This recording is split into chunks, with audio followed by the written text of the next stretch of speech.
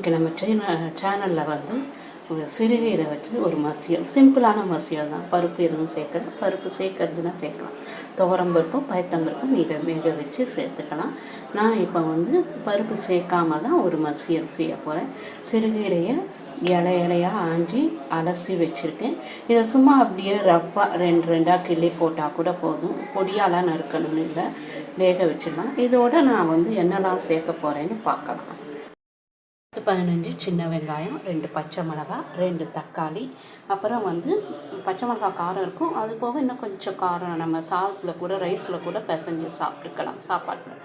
So அதுக்கு வந்து ஒரு ஸ்பூன் வந்து சாம்பார் பொடி ஏற்கனவே நம்ம சேனலில் இருக்குது. அதாவது குழம்பு மிளகாய் தூள் நம்ம சேனலில் இருக்குது. நான் அது லிங்க்கு கொடுத்துட்றேன் டிஸ்கிரிப்ஷனில். ஒரு 3/4 ஸ்பூன் சால்ட் உப்பு எடுத்திருக்கேன், பெருங்காயம் எடுத்திருக்கேன்.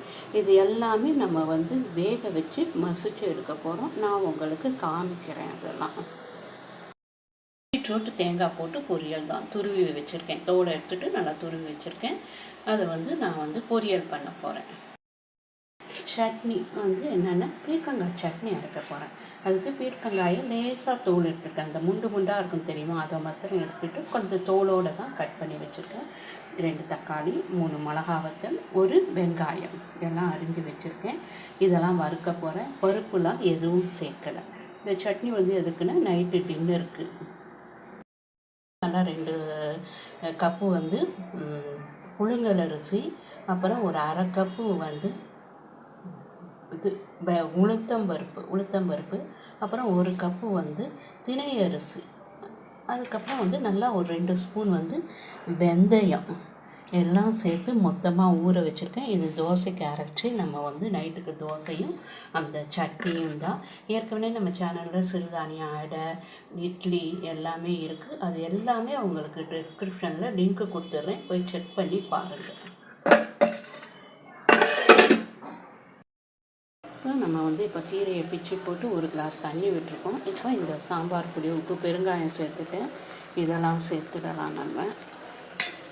அதுக்கப்புறம் வந்து இந்த வெங்காயம், தக்காளி, பச்சை மிளகாய் இதெல்லாமே சேர்த்துடலாம் நம்ம.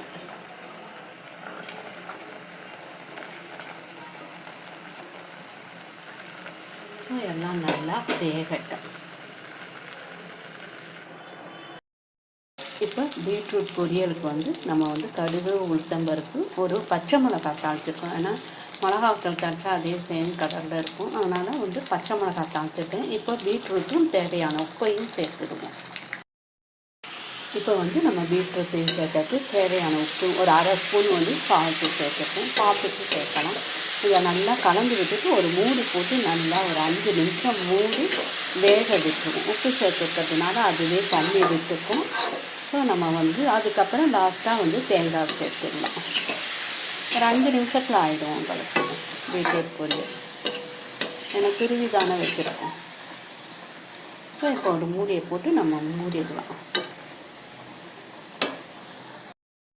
இப்போ கீரை எல்லாம் தக்காளி எல்லாமே நல்லா வெந்தெடுத்து கொஞ்சம் தண்ணியும் சக்கையும் சாரமாக இருக்குது. ஸோ நம்ம கொஞ்சம் பருப்பு சேர்த்துருந்தோன்னா அது ஒத்தாப்பில் இருந்திருக்கும். ஆனால் நம்ம பருப்பு சேர்க்காததுனால நான் என்ன பண்ணியிருக்கேன்னா சும்மா ஒரு ஸ்பூன் அளவு அரிசி மாவை கலந்து வச்சுருக்கேன். இதை சேர்த்து நல்லா இது பண்ணிவிட்டா நம்மளுக்கு கொஞ்சம் நல்லா சேர்ந்தாப்பில் ஒத்தாப்பில் இருக்கும். இல்லைன்னா ஒரு மாதிரி சக்கையும் சாரமாக இருக்கும்.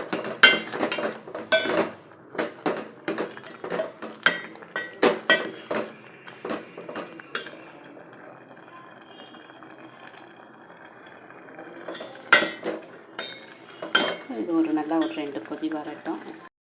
எனக்கு பீட்ரூட் கூட நல்லா வெந்துட்டு தண்ணிலாம் வற்றி. இப்போ இதில் நம்ம தேங்காய் சேர்த்துடுவோம். இப்போ வந்து பீட்ரூட்டுக்கு நம்ம தேங்காய் போட்டு கலந்து வச்சுட்டோம். ஸோ ரெடி ஆகிடுச்சு. நம்ம அடுப்பை ஆஃப் பண்ணிடுவோம். பீட்ரூட் பொரியல் ரெடி. கீரையும் ரெடி ஆகிடுச்சு. கீரைக்கு கடுகு, உளுத்தம்பருப்பு நம்ம தாளித்து கொட்டிடலாம். அவ்வளோதான். இப்போ நம்ம பெருங்காயம் சேர்க்க போகிறோம். நான் இப்போ உங்களுக்கு காமிக்கலை. பெருங்காயமும் முதல்ல வந்து மிளகா வத்தலையும் நம்ம வறுத்து எடுத்துக்கலாம். ஸோ கொஞ்சம் வெங்காயம் வதங்கினோடனே நான் தக்காளியும் சேர்த்துக்கிறேன்.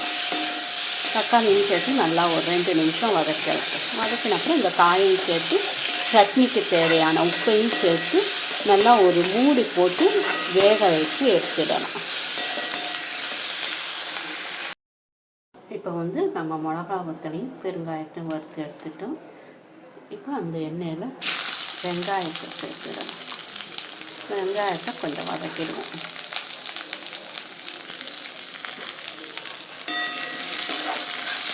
வெங்காயம் கொஞ்சம் வதங்கினப்புறம் இந்த தக்காளி, அதுக்கப்புறம் அரிஞ்சு வச்ச பீர்க்கங்காய் எல்லாத்தையும் சேர்த்து நல்லா வதக்கிடலாம். உப்பு சேர்த்து வதக்கி எடுத்துடுவோம். இந்த 2 நிமிஷம் இந்த வெங்காயம் வதங்கட்டும்.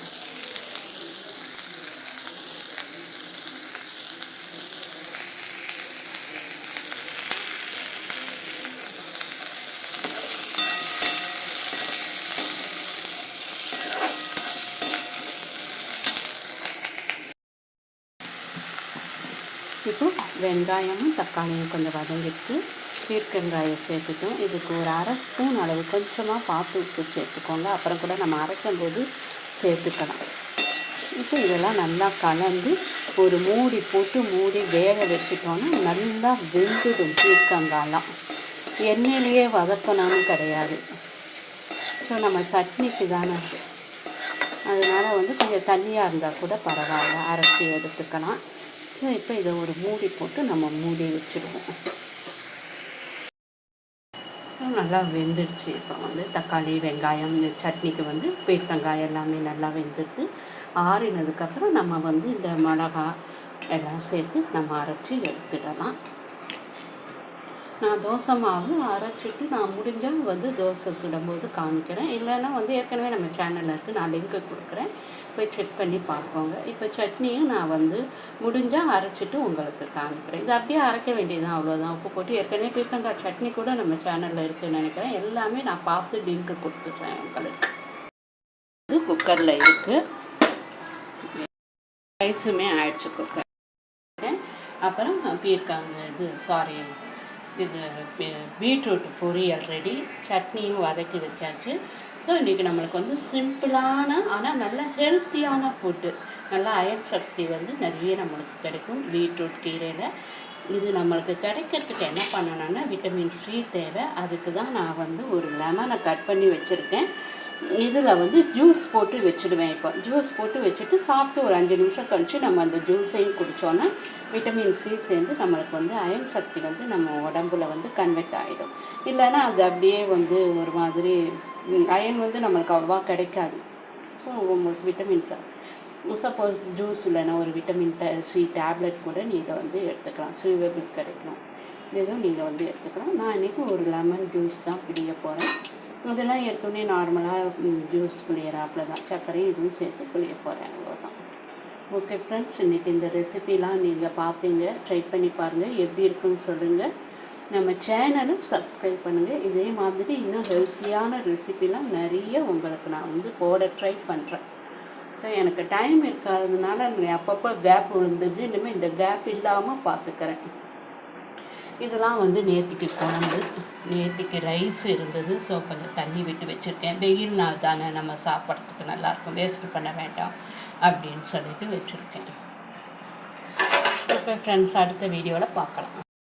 நம்மளுக்கு ரெடி ஆகிடுது.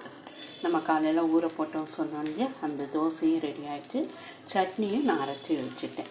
ஸோ நான் வாக்குறதுலாம் என்னால் எடுக்க முடியலை. நான் அதனால் தோசையை சுட்டுட்டு நான் வந்து உங்களுக்கு காமிக்கிறேன். ரெடி பண்ணிவிட்டு உங்களுக்கு நான் வந்து தோசையும் சட்னியும் வந்து இப்போ நான் வந்து காமிக்கிறேன். இதில் ரெசிபிலாம் ட்ரை பண்ணி பாருங்கள். கண்டிப்பாக என்னோடய சேனலை சப்ஸ்கிரைப் பண்ணுங்கள். நான் இது எல்லாத்தோட லிங்க்குமே உங்களுக்கு வந்து கொடுக்குறேன். ஏற்கனவே நம்ம சேனலில் இருக்குது, நிறைய சிறுதானிய தோசை, அடை எல்லாமே உங்களுக்கு நான் லிங்க்கு கொடுத்துட்றேன். தேங்க்யூ.